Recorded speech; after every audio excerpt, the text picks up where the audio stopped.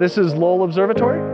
Lowell is one of many observatories around the world that will be observing the DART impact, NASA's first ever planetary defense test mission, to see how much a spacecraft impact can deflect an asteroid in its orbit. This is where Pluto was discovered, and we are still doing research in all areas of astronomy today.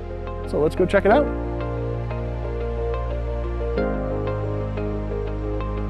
This is the Pluto telescope, the telescope that was used to discover Pluto almost 100 years ago. So here we are at the Clark telescope. This is where Percival Lowell sat to observe Mars. Let's head on over to the Lowell Discovery Telescope about an hour south of Flagstaff, which is where we are going to be collecting data for the DART mission. And the reason we're all the way out here in the middle of this forest is that we have really dark skies here.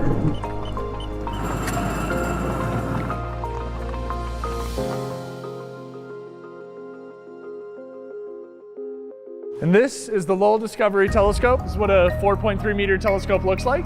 This is what we will be using to study Didymos and Dimorphos in the days and weeks after DART impact. The DART spacecraft will be hitting an asteroid called Dimorphos. It's special because it's a binary asteroid, which means a satellite around a larger asteroid called Didymos. And DART will actually be hitting Dimorphos.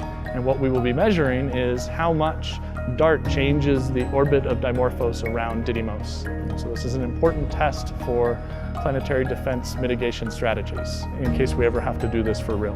The Lowell Discovery Telescope is one of many telescopes around the world which will be used to study Didymos and Dimorphos. It's really a global coordinated effort. And what we're looking at here is a large 4.3 meter primary mirror that's in the middle of the telescope tube here. Up at the top is a secondary mirror. The secondary mirror up top there is what is focusing the light down onto the instruments and allows us to take images with the camera that's located down at the bottom. This is maybe one of my favorite hidden rooms at the telescope. We're like standing inside the telescope, underneath the telescope, 100 tons above your head, held up by this and this, which is cool. It's sort of, as you can see, the highest peak around here, just over 8,000 feet. And come up here for sunset, because you know, the sun's setting right there. It's perfect.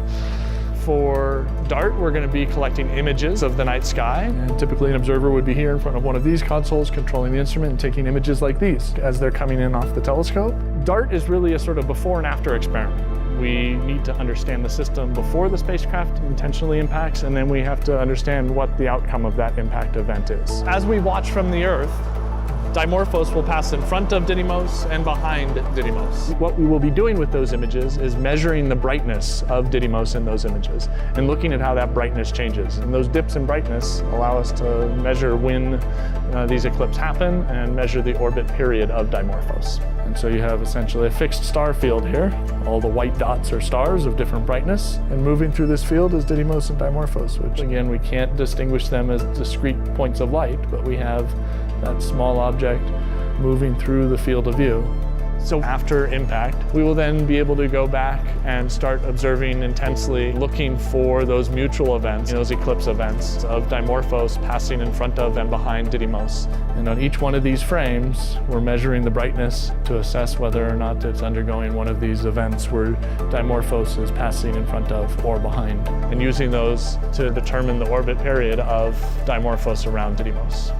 This is such a cool experiment. It's such a singular experiment. Using the ground-based telescopes like this one and others around the world to watch the systems and see how it's affected by this impact event, because that's really what's going to give us the answer to what did DART do at the time of impact. And that will be exciting to see how that evolves over the days and weeks following that impact.